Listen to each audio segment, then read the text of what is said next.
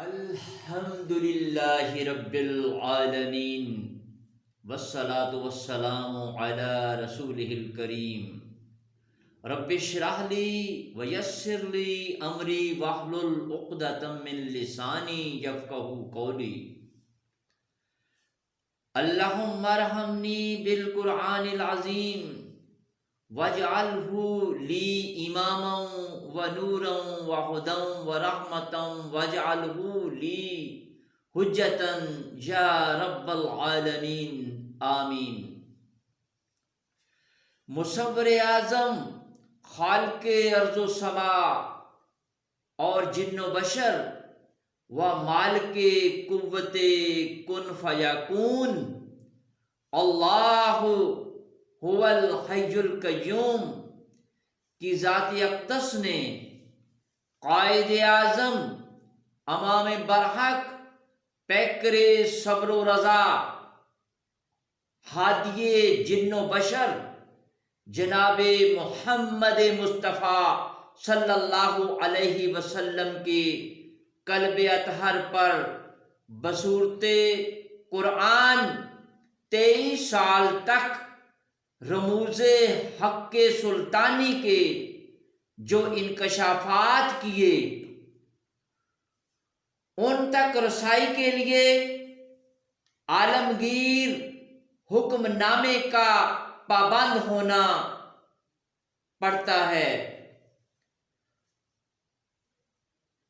اس عالمگیر حکم نامے کا مرکزی خیال کچھ یوں ہے: اتبعوا ما انزل الیکم من ربکم ولا تتبعوا من دونہ اولیاء۔ اتبعوا تابع ہو جاؤ، ما انزل الیکم جو کچھ تمہاری طرف نازل کر دیا گیا، من ربکم تمہارے رب کی طرف سے، ولا تتبعوا اور دیکھنا مت تابع داری کرنا، من دونہ اس کے علاوہ، اولیاء دیگر دوستوں کی، دیگر مددگاروں کی، اس کے علاوہ دوسرے مددگاروں کی مدد نہ لینا۔ اگر اس عالمگیر قانون کو ہم انفرادی اور اجتماعی حیات پر لاگو کر لیں تو کائنات میں کوئی بھی مسئلہ، کوئی بھی پرابلم، کوئی بھی الجھن باقی نہیں رہتی۔ گویا اگر تمہیں دائمی سکھ، چین، اطمینان کی تلاش ہے تو سر تا پا اتبعوا ما انزل الیکم ہو جاؤ۔ اگر تمہیں عزت و وقار کی طلب ہے تو اتبعوا ما انزل الیکم بن جاؤ۔ اگر تمہیں کائنات کی سرداری چاہیے تو اتبعوا ما انزل الیکم کو اپنا لو، مگر اتبعوا ما انزل الیکم من ربکم پہ اس وقت تک کاربند ہونا ممکن ہی نہیں جب تک ولا تتبعوا من دونہ اولیاء کے پابند نہ بنو گے، غیروں کی غلامی کا چوگا اتارنا نہ سیکھ لو گے، اپنی پیشانی کے تقدس کو نہ سمجھ لو گے تو اس وقت تک اتبعوا ما انزل الیکم کی روح تک ہرگز نہ پہنچ سکو گے۔ اگرچہ تمہیں کتنی ہی مشکل گھاٹیوں سے کیوں نہ گزرنا پڑے تو اس وقت صرف استعینوا باللہ واصبروا ان الارض للہ۔ استعینوا باللہ اللہ سے مدد مانگو، واصبروا اور صبر کرو، ان الارض للہ بے شک زمین اللہ ہی کی ہے، تو پھر وہ کیا کرے گا؟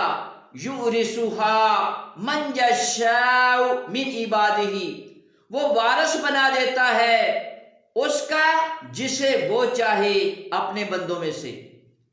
والعاقبۃ للمتقین، اور انجام کار متقیوں کے لیے ہی ہے، نتیجہ متقیوں کے حق میں ہی نکلے گا۔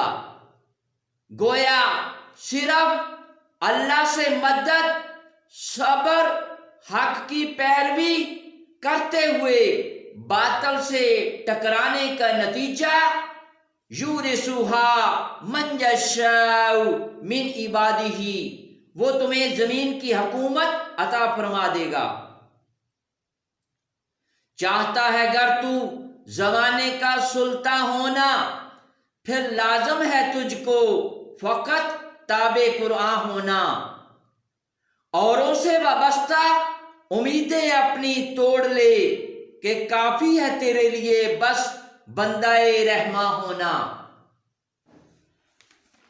عطا ہو تجھ کو بھی وہ دیدائے بینا میری طرح، تاج سلطانی ہے تیرے لیے گر سیکھ لے تابع فرما ہونا۔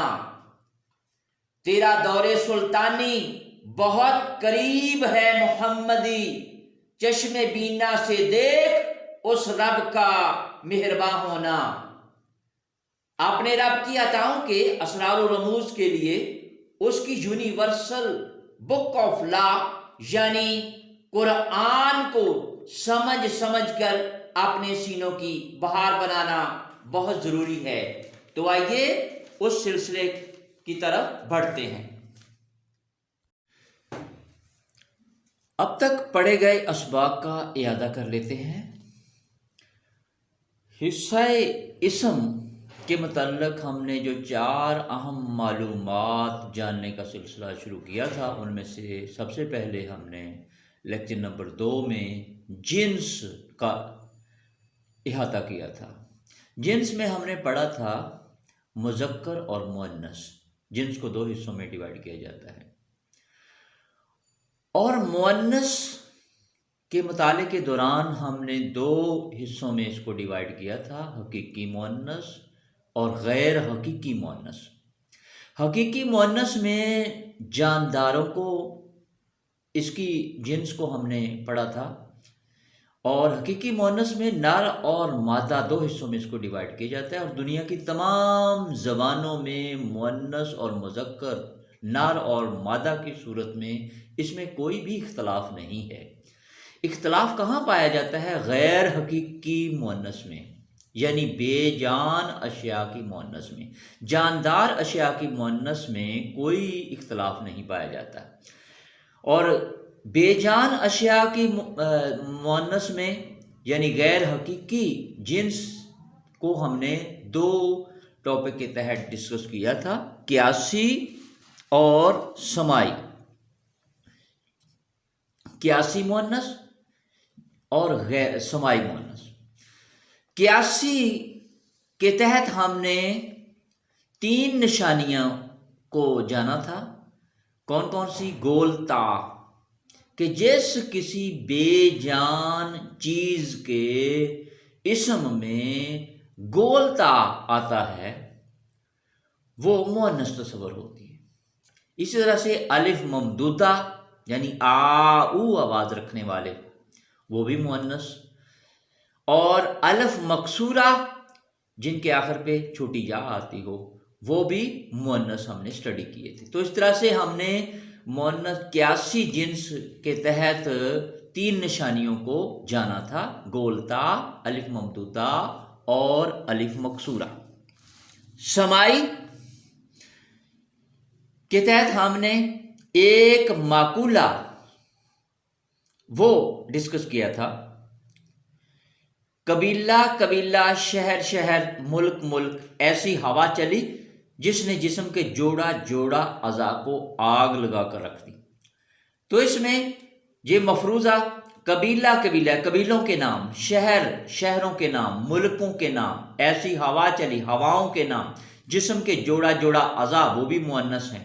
آگ اور جہنم کے نام جتنے بھی ہیں وہ سب کے سب مؤنث ہیں، تو ان کو مؤنث سمائی کہا جاتا ہے۔ اور باقی ماندہ جو رہ گئے تھے وہ ان کو ایک کہانی کی صورت میں ہم نے ترتیب دے لیا تھا۔ وہ کہانی کیا تھی؟ آسمان یعنی سماون پر سورج یعنی شمسن پر ستاروں کی جنگ یعنی حربن جاری تھی، اور ایک نفس یعنی جان وہاں نفسن موجود تھا، اس کے ہاتھ میں آسان ایک لاٹھی تھی، وہ ڈر کر بھاگا اور اس نے زمین یعنی ارضن کی طرف راہ یعنی سبیلن لی، اور اس نے کنویں یعنی بئرن کے نزدیک ٹھکانہ یعنی دارن بنا لیا، اور اس نے کنویں میں ڈول دلون ڈالا اور نکال کر اسے پیالے کاسن میں انڈیلا، تو دیکھا کہ وہ شراب خمرن تھی۔ اسی اثناء میں اس کی آنکھ کھل گئی، وہ ایک خواب یعنی رؤیا تھا۔ تو اس طرح سے ہم نے جو باقی ماندہ بچے کھچے الفاظ تھے وہ بھی سارے کور کر لیے۔ تو اس طرح سے ہم نے قرآن کے تمام مؤنث کا احاطہ کر لیا تھا لیکچر نمبر 3 میں۔ اس کے بعد لیکچر نمبر 4 میں ہم نے پڑھا تھا عدد۔ تو عدد کے لحاظ سے عربی میں مثنیٰ کا کنسیپٹ وہ جو کو اردو میں نہیں ہے، یعنی دو، اگر کوئی دو چیزیں ہیں تو ان کو مثنیٰ کہا جائے گا، تو دو سے زائد ہوں تو انہیں جمع کہا جائے گا۔ اردو میں ایک کو واحد کہا جاتا ہے اور ایک سے زائد کو جمع کہا جاتا ہے، عربی میں دو سے زائد کو جمع کہا جاتا ہے، دو کو مثنیٰ کہا جاتا ہے۔ تو اس طرح سے واحد ہم نے مسلمون مذکر کے لیے، اور اس کا مثنیٰ بنانا ہو تو آنی کی آواز پیدا کرتے ہیں مسلمانی۔ اسی طرح سے اگر واحد مؤنث کو جاننا چاہیں تو مسلماتن واحد مؤنث ہے، اس کا مثنیٰ بنانے کے مسلماتانی، آنی کی آواز ہی آخر پہ آتی ہے۔ تو اس کے بعد ہم نے جمع پڑھی تھی۔ جمع ہم نے جانی تھی کہ جمع دو طرح کی ہوتی ہے، جمع سالم ہوتی ہے۔ جمع سالم وہ ہوتی ہے جس میں اسم واحد اسم برقرار رہتا ہے، اور جمع مکسر دوسری جمع وہ ہوتی ہے جس میں واحد اسم برقرار نہیں رہتا۔ تو جمع جو سالم ہوتی ہے اس میں کیا ہے، اس میں واحد اسم برقرار رہتا ہے، اور اگر وہ جمع سالم مذکر ہو تو اونا کی آواز آتی، اور اگر جمع سالم مؤنث ہو تو آتن کی آواز سے اس کی ادائیگی ہوتی ہے۔ تو جیسے مسلمن سے مثنیٰ مسلمانی، اور جمع سالم مذکر مسلمون، اور مؤنث ہو تو مسلمتن واحد اسم، مسلمتانی مثنیٰ مؤنث، اور مسلماتن جمع سالم مذکر جمع سالم مؤنث۔ تو اس طرح سے پھر جمع مکسر کو بھی ہم نے تفصیل سے ڈسکس کیا تھا۔ کتابن، اس سے جمع مکسر بنتی ہے کتبن، اس میں واحد اسم برقرار نہیں رہتا۔ قلم، اقلام، تو یہ پوری تفصیل ہم نے لیکچر نمبر 4 میں پڑھ لی تھی۔ اس کے بعد لیکچر نمبر 5 میں ہم نے وسعت کا احاطہ کیا تھا۔ وسعت سے مراد یہ ہے کہ اسم کا دائرہ کار کہاں تک پھیلا ہوا ہے، اسم کی وسعت کہاں تک ہے۔ تو اس ٹاپک کے تحت ہم نے اسم کا نکرہ ہونا اور اسم کا معرفہ ہونا وہ سیکھا تھا۔ تو معرفہ کی اقسام ہم نے اس کے بعد پڑھی تھی کہ معرفہ یعنی خاص اسم کیا ہے، وہ کس کس شکل میں ہے۔ تو معرفہ ہونا، سب سے پہلے ذاتی ناموں کو ہم نے ڈسکس کیا تھا، ابراہیم، اسماعیل، اسرائیل، تو یہ کعبہ تو مکہ، تو یہ سارے کے سارے نام ذاتی نام ہیں۔ تو ذاتی نام خواہ وہ کسی شخص کے ہوں، فرد کے ہوں، جانور کے ہوں، جگہ کے ہوں، ان سب کو ذاتی ناموں کو اسم علم کہا جاتا ہے، تو وہ بھی ہم نے جانا تھا۔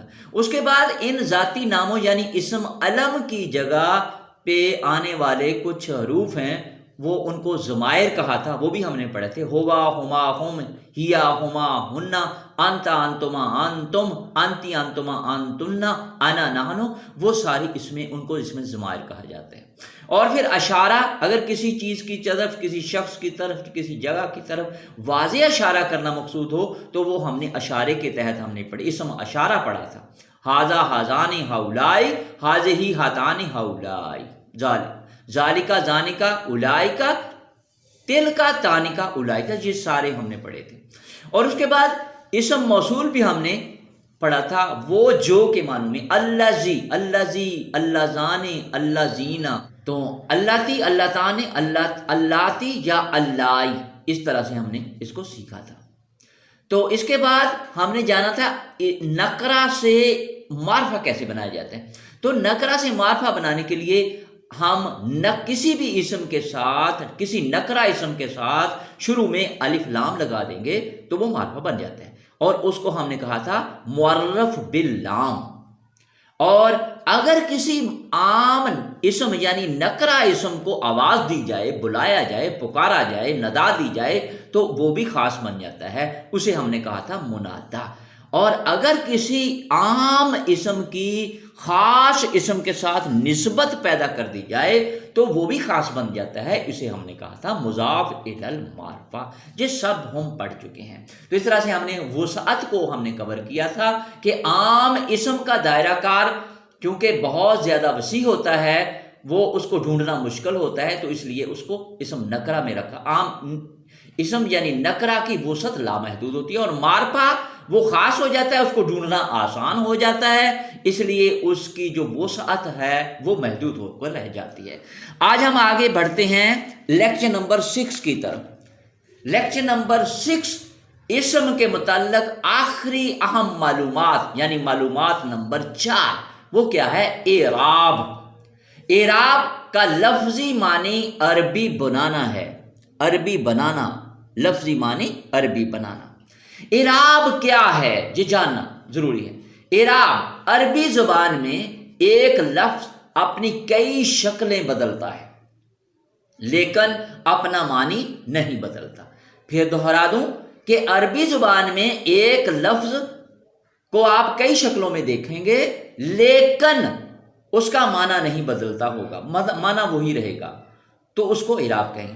پس اعراب کسی اسم کا اپنی شکل بدل لینا مگر اس کا معنی نہ بدلنا، یہ اعراب کہلاتا ہے۔ شکل بدل لینا، صورت بدل جانا مگر معنی نہ بدلنا، یہی اعراب ہے۔ مثالیں جیسے کہ لا الہ الا اللہ، اس میں اللہ پیش کے ساتھ پہلی حالت ہے اس کی۔ اس طرح سے آپ نے پڑھا ہوگا، سنا ہوگا، ان اللہ علی کل شیء قدیر، ان اللہ، تو اس میں اللہ زبر کے ساتھ ہے، دوسری حالت۔ تیسری حالت رسول اللہ، محمد رسول اللہ، رسول اللہ، اللہ زیر کے ساتھ ہے، تیسری حالت۔ تو اس میں آپ نے یہ جانا سمجھا، اللہ پہلی حالت، اللہ دوسری حالت، اللہ تیسری حالت۔ خواہ اللہ استعمال ہو یا اللہ استعمال ہو یا اللہ ہی کہا جائے مگر معنی نہیں بدلتے، حالت اس کی مختلف ہے مگر معنی نہیں بدلتے۔ تو تینوں حالتوں میں معنی اللہ ہی رہے۔ اسی طرح دوسری مثال لیتے ہیں، لا الہ الا اللہ محمد رسول اللہ۔ محمد اسم محمد صلی اللہ علیہ وسلم، محمد کی صورت میں بھی استعمال ہوتا ہے، یہ پہلی حالت ہے۔ اس طرح سے آپ نے اس کو دوسری جگہ دیکھا ہوگا، اشہد ان محمدن، تو محمدن یہ دوسری حالت۔ اور اسی طرح سے آپ نے اللہم صلی علی محمدن، تو محمدن یہ تیسری حالت۔ تو محمدن، محمدن، محمدن، اس میں محمد صلی اللہ علیہ وسلم کی تین حالتیں ہیں۔ تو تینوں میں معنی محمد صلی اللہ علیہ وسلم ہی رہے، تو معنی نہیں بدلے، مگر ان کی جو شکل و صورت ہے وہ تبدیل ہوتی ہوئی آپ نے دیکھی۔ لیکن اگر کسی اسم کی حرکات بدل جائیں، اگر کسی اسم کی حرکات بدل جانے سے اس کے معنی بھی ساتھ بدل جائیں تو وہ اعراب نہیں ہوگا۔ مثال جیسے انتا، آپ نے پڑھا، وہ ضمائر آپ نے پڑھا، انتا، انتما، انتم، انتی، انتما، انتنا، تو انتا تم کے لیے یعنی ایک مذکر کے لیے بولا جاتا ہے، ضمیر ہے، اور مؤنث کے لیے انتی، تم ایک مؤنث کے لیے۔ جیسے کہنا ہو کہ تم ایک مرد مسلمان ہو تو کیا کہیں گے؟ انتا مسلمن، مرد کے لیے، مذکر کے لیے انتا استعمال کریں گے، انتا مسلمن۔ اور اگر کسی عورت سے کہنا ہو کہ تم ایک مسلمان عورت ہو تو کیا کہیں گے؟ انتی مسلمتن، تو یہاں انتی استعمال ہوگا۔ اب بظاہر تو صرف حرکت کا فرق ہے، انتا اور انتی میں حرکت ہے، انتا میں فتحہ ہے اور انتی میں کسرہ ہے، یعنی زبر اور زیر کا فرق ہے، مگر حرکت بدلنے سے یہاں معنی یکسر بدل کے رہ گئے۔ انتا مذکر کے لیے اور انتی مؤنث کے لیے معنی بدل گئے۔ تو اگر حرکات تبدیل ہونے سے معنی بدل جائیں تو پھر سمجھ لیں کہ وہ اعراب نہیں ہے۔ تو انتا انتی حرکت بدلنے سے معنی بدل گئے تو یہ اعراب نہیں ہے۔ تو اس بحث سے نتیجہ کیا نکلا؟ اس سے دو باتیں واضح ہوئیں، کھل کے سامنے آ گئیں کہ حرکات اعراب نہیں ہیں، حرکات اعراب نہیں ہیں۔ دوسری بات کیا واضح ہوئی کہ اعرابی حالتیں کتنی قسم کی ہو سکتی ہیں؟ زیادہ سے زیادہ 3 طرح کی ہو سکتی ہیں۔ پہلی حالت، دوسری حالت، تیسری حالت۔ تو پہلی حالت بلندی والی حالت کہا جاتا ہے، اس کو حالت رفع کہا جاتا ہے۔ پہلی حالت کو حالت رفع کہا جائے گا، اسم کی بلند ترین حالت ہوتی ہے۔ دوسری حالت، اس کا نام نصب، اسے کہا جائے گا حالت نصب، تو یہ دوسری حالت ہے۔ اور تیسری حالت کا نام جر، اسے کہا جائے گا حالت جر، اسم کی تیسری حالت۔ جر کا مطلب کھینچنا۔ تو پہلی حالت رفع، اس سے اسم حالت نصب میں یا جر میں کسی وجہ سے آتا ہے، کسی وجہ سے لایا جاتا ہے۔ اس کی حالت رفع سے جر یا نصب یہ کسی وجہ سے آتا ہے۔ جیسے آپ نے پڑھا تھا ان اللہ، ان اللہ علی کل شیء، ان اللہ، اس میں اللہ، اللہ، اس سے پہلے اسم استعمال ہوا ہے انا، تو کچھ حروف بھی ہیں جو کہ یہ کردار تھا۔ انا کی وجہ سے اللہ حالت رفع، اللہ حالت رفع سے نکل کر اللہ بن گیا، ان اللہ بن گیا۔ اسی طرح سے آپ نے پیچھے پڑھا ہے رسول اللہ، اللہ کی تیسری حالت یعنی حالت جر میں رسول اللہ، اس میں کیا وجہ تھی؟ اس میں وجہ تھی کہ رسول کی نسبت اللہ کے ساتھ کر دی گئی تھی، تو جب کسی کے ساتھ کسی کی نسبت بنا دی جائے تب بھی اسم حالت جر اختیار کر لیتا ہے، تیسری حالت میں چلا جاتا ہے۔ تو یہ بڑی تفصیل کے ساتھ ہم آگے جا کے اس کے مقام پر پڑھیں گے، جہاں آپ کو الجھن میں جانا نہیں چاہیے، جہاں آپ کو سیدھی سیدھی بات یہی سمجھنے والی ہے کہ اسم کی صرف 3 حالتیں ہوتی ہیں، حالت رفع، حالت نصب، حالت جر، اور کن کن وجوہات سے یہ حالت نصب میں جاتا ہے اور حالت جر میں جاتا ہے یہ بعد والا ٹاپک ہے، ہم یہاں ڈسکس نہیں کریں گے۔ محمدن حالت رفع ہے، محمدن جہاں صرف مختصر طور پہ اشہد ان محمدن کہا تھا، تو حروف جو ہے وہ کردار ادا کرتے ہیں حالت کسی اسم کو حالت رفع سے حالت نصب یا جر میں لانے کے لیے حروف بھی یہ کردار ادا کرتے ہیں۔ تو ان حروف میں انا یا انا یہ ایسے حروف ہیں جو کہ اسم کو حالت نصب دے دیتے ہیں۔ تو محمدن محمدن دوسری حالت یعنی حالت نصب، اور محمدن اللہم صلی علی محمدن، تو علی ایسا حرف ہے جو کہ اسی اسم کو تیسری حالت یعنی حالت جر میں لے جاتا ہے۔ تو یہ بڑی تفصیل کے ساتھ ہم آگے جا کے پڑھیں گے۔ اور یہاں یہ آپ نے غور کیا ہوگا کہ جب یہ دوسری حالت میں جاتا ہے اسم تو محمدن، یہ اس میں دو زبر کے ساتھ جو اسم ہوتا ہے حالت نصب میں اس کے ساتھ الف کا اضافہ بھی آ جاتا ہے۔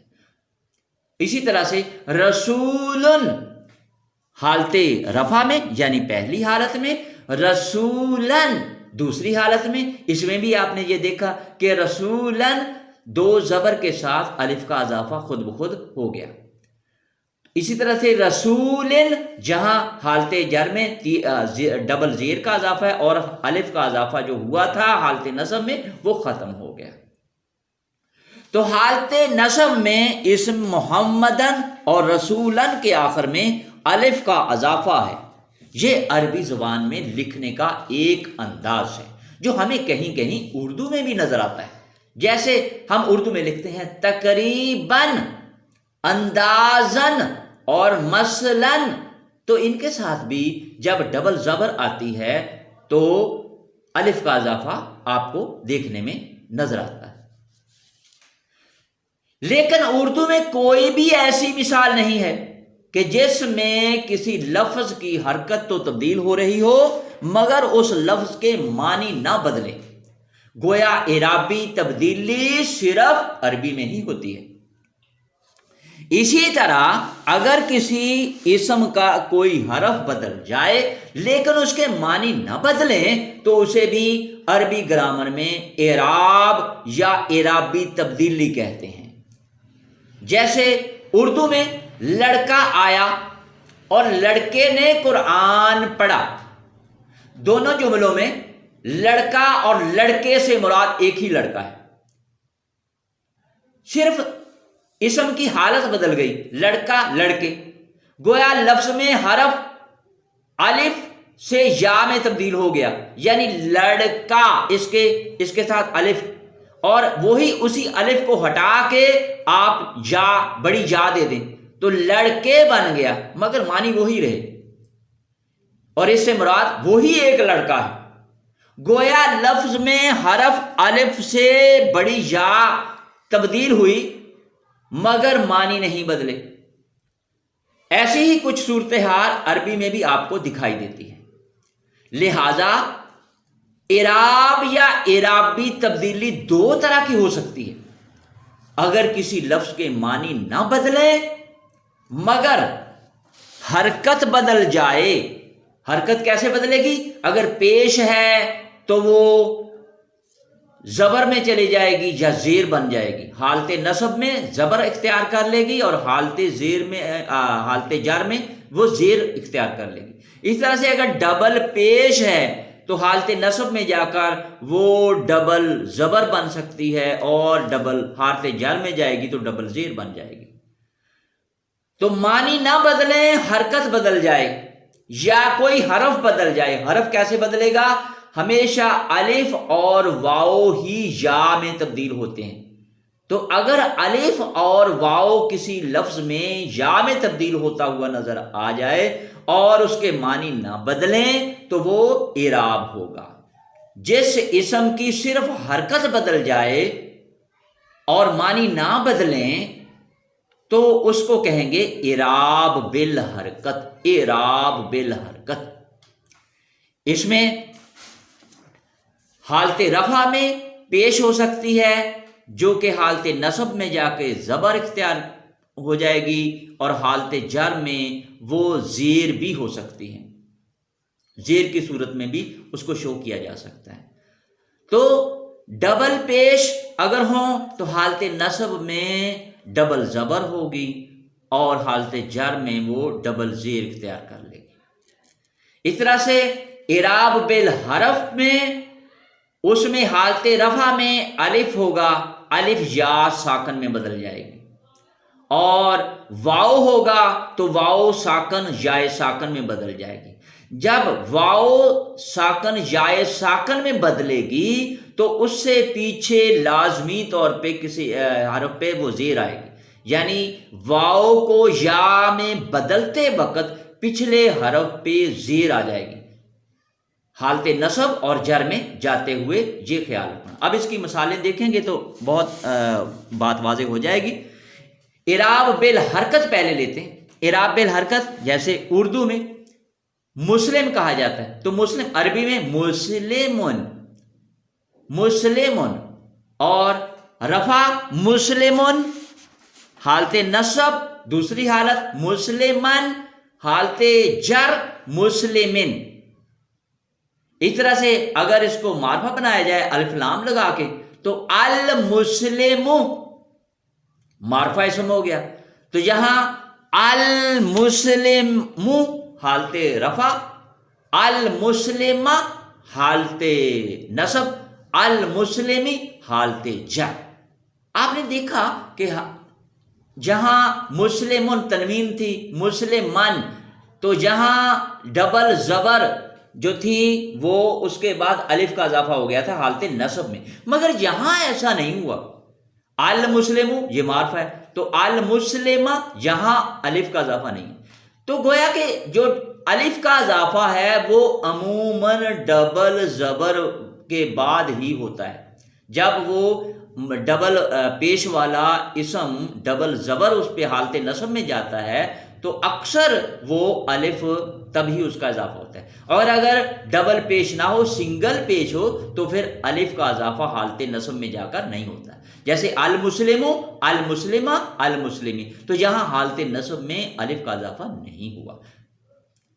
اس طرح سے اب آتے ہیں اعراب بالحرف، وہ کیسے؟ مثنیٰ میں سب سے پہلے دیکھتے ہیں۔ مثنیٰ میں حالت رفع میں جو مسلمون سے اگر بنائیں گے تو دو مسلمان کہنا ہو تو مسلمانی یہ کہا جائے گا حالت رفع میں، اور حالت نصب میں اور حالت جر میں جاتے ہوئے کیا کرنا ہوگا؟ الف صرف یا میں بدلے۔ اگر کسی مثنیٰ اسم کو حالت نصب اور جر میں لے جانا ہو تو اس کی جو الف ہے آنی کی الف کو یا میں بدل دیں گے، آنی سے یعنی اس طرح کی آواز آئے گی۔ مسلمانی الف، مسلمینی الف صرف بدل گیا یا میں، الف کو یا میں بدل دیا۔ مسلمانی سے مسلمینی، مسلمانی سے مسلمینی، اور حالت جر میں جا کر بھی وہ مسلمینی ہی رہا۔ تو مثنیٰ میں الف تبدیل ہوتا ہے یا ساکن میں، حالت رفع میں مسلمانی، اور حالت نصب میں یہ الف جو آنی کا الف ہے اس کو یا ساکن میں بدل دیں گے، مسلمینی بن جائے گا جب پڑھیں گے تو مسلمینی، اور حالت جر میں بھی یہی شکل برقرار رہتی ہے مسلمینی۔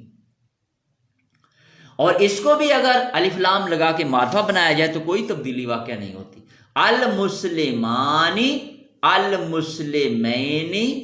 جمع سالم مذکر میں جہاں اونا کی آواز والے، اونا کی آواز والے، ان کو کیسے بدلتے ہیں؟ اونا کی آواز جینا میں بدل جائے گی۔ اس میں کیا ہے؟ واؤ کہاں بدل جائے، کس میں بدل جاتا ہے؟ یا ساکن میں۔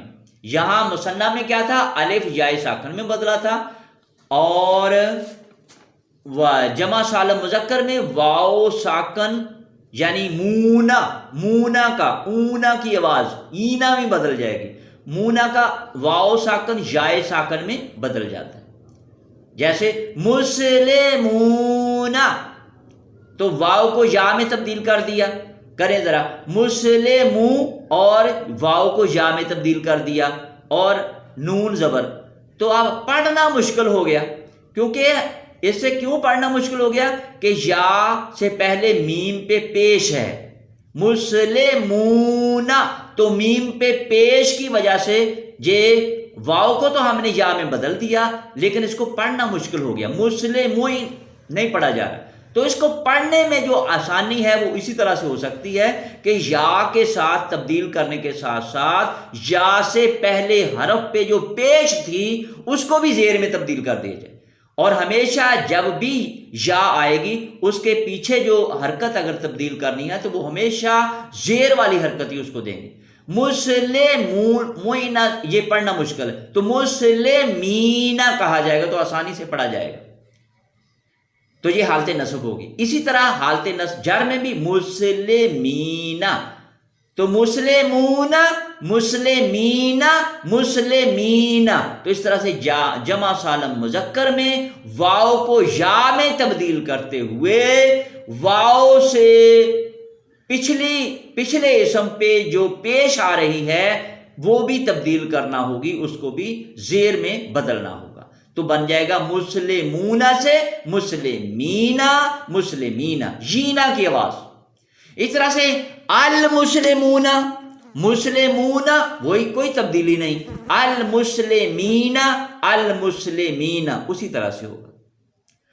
تو گویا کہ اعراب بالحرکت میں ہم نے صرف کیا ہے حرکات کو تبدیل کرنا سیکھا تھا، اور اعراب بالحرف میں مثنیٰ میں الف کو یا میں تبدیل کیا، اور جمع سالم مذکر میں واو کو یا میں تبدیل کیا، اور اس کے ساتھ ساتھ واو سے پہلے حرکت جو پیش تھی اس کو بھی زیر بنا دیا۔ اب دیکھتے ہیں کہ کسی واحد اسم کی حالت رفع میں کوئی اسم اپنی حالت رفع میں کس طرح سے نظر آتا ہے، حالت تثنیہ میں کس طرح سے نظر آتا ہے، اور حالت جمع میں کس طرح سے نظر آتا ہے، اسی طرح حالت نصب میں وہ کس طرح دکھائی دیتا ہے۔ جیسے مسلمن حالت رفع میں، اور مسلمان حالت نصب میں، مسلمن حالت جر میں، اور جب اسی کا مثنیٰ بنایا جائے تو مسلمانی، اب یہ آنی یہ حالت رفع ہے، مسلمینی حالت نصب ہے، یعنی مثنیٰ میں حالت نصب، مسلمینی مثنیٰ میں حالت جر، وہ اس طرح سے دکھائی دے گا۔ اور وہی اسم جب حالت جمع میں، جمع مذکر میں جائے گا، جمع مذکر سالم میں، تو مسلمون میں اس کی یہ شکل ہوگی، یہ حالت رفع ہے، اور مسلمین حالت نصب، اور مسلمین حالت جر۔ اور اسی طرح سے مثالیں اور لیتے ہیں، کافرن حالت رفع میں، کافرن حالت نصب میں واحد اسم، کافرن حالت جر میں واحد اسم، کافرانی مثنیٰ میں حالت رفع، کافرینی مثنیٰ میں حالت نصب، کافرینی مثنیٰ میں حالت جر۔ اور جب اس کی جمع سالم مذکر بنائی جائے، کافرون حالت رفع، کافرین حالت نصب، کافرین حالت نصب۔ اس طرح سے مشرکن حالت رفع واحد اسم، مشرکن واحد اسم کی حالت نصب، مشرکن واحد اسم کی حالت جر، مشرکانی مثنیٰ میں حالت رفع، مشرکینی مثنیٰ میں حالت نصب، مشرکینی مثنیٰ میں حالت جر، مشرکون مثنیٰ میں حالت رفع جمع سالم مذکر کی صورت میں، مشرکین حالت نصب جمع کی صورت میں، مشرکین حالت جر جمع مذکر کی صورت میں، جمع مذکر سالم کی صورت میں۔ تو اس طرح سے ایک اسم کو جب اس کی واحد حالت ہو تو اس کی حالت رفع سنگل پیش یا ڈبل پیش کے ساتھ ہو سکتی ہے، اور جب وہ مثنیٰ میں آئے تو آنے کی صورت میں اس کی حالت رفع ہوگی، اور جب وہ جمع سالم مذکر کی صورت میں ہو تو اس کے اونا کی آواز واو نون یہ آپ کو نظر آئے گا، یہ حالت رفع میں۔ تو اس کے بعد ہم واحد اسم اور مثنیٰ اسم اور جمع اسم کو تفصیل کے ساتھ ایک ایک لیکچر میں اعرابی حالتوں میں جملوں کے استعمال کے ساتھ پڑھیں گے۔ تو آج کے لیے اتنا ہی۔ بارک اللہ العظیم، وما علینا الا البلاغ المبین۔